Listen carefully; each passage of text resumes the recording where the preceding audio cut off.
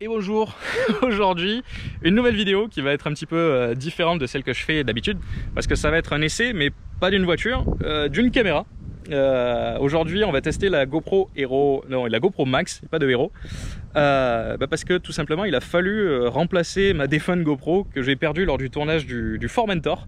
Ceux qui me suivent sur Instagram, vous avez vu que voilà ma GoPro, je l'avais décidé de la fixer au niveau de l'échappement. Et cette GoPro a tout simplement décidé de ne pas rester là où je l'avais fixée. Elle a fini sur la route et puis après il y a un camion qui a roulé dessus. Donc elle était éclatée complet.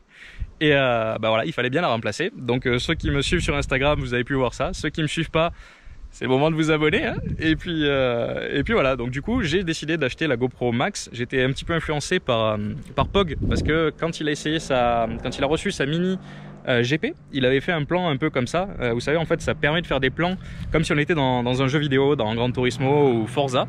Et j'ai vu aussi une vidéo sur le compte Instagram de Drive and Slide d'une Ferrari F40 avec ce même point de vue. Et j'ai dit, bah voilà, j'ai envie de vous faire la même chose. Donc, pour ce faire, j'ai recontacté le propriétaire de ce fabuleux Porsche 981 Spider, deuxième génération de Boxster Spider.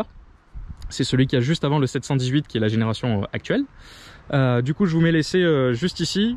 Si vous avez le temps après la vidéo, franchement vous pouvez aller la voir, c'est un vrai régal. C'est vraiment la voiture, je pense de ces 4 dernières années où j'ai fait des essais, je crois que c'est vraiment la voiture qui m'a donné le plus de plaisir. C'est complètement démentiel. Donc la GoPro Max qui se situe ici, elle a la particularité d'avoir deux objectifs, un de ce côté et un en dessous, qui filme avec une ouverture, enfin avec un angle d'ouverture de 180 degrés. Donc vraiment on a un plan ici et un plan ici. L'épaisseur de la GoPro, c'est une zone morte, donc tout ce qu'il y a dans le prolongement de cette zone morte va disparaître au niveau de la caméra.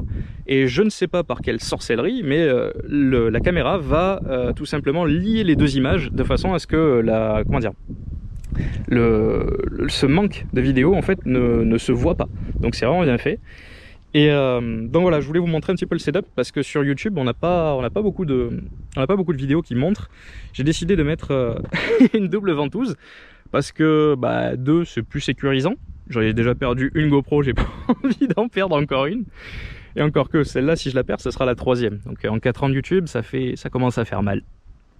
Et puis pour essayer de diminuer en fait l'amplitude, parce que plus on va avoir une distance entre le point d'accroche et la caméra, plus l'amplitude va être énorme. Vous voyez que juste en touchant, ça commence déjà à vibrer. La caméra elle pardonne quand même pas mal, elle est stabilisée, mais il y a quand même ce petit mouvement là, donc j'essaye de le compenser au maximum. Donc on risque de toujours voir la ventouse dans la vidéo.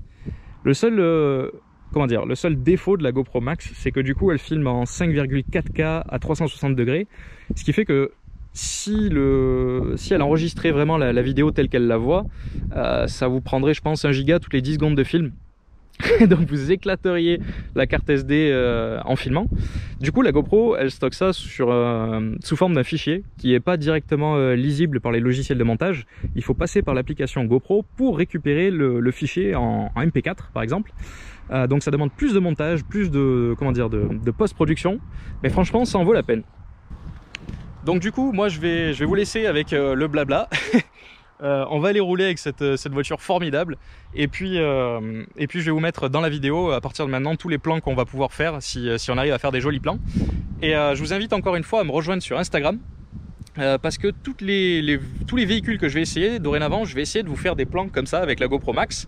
Et je les publierai sous forme de réel sur mon compte Instagram, comme ça vous pourrez voir tout ça. Donc je vous invite encore une fois à me rejoindre et sur YouTube et sur Instagram. Et je vous laisse tout de suite avec un échappement qui serait digne d'être primé aux Energy Music Awards.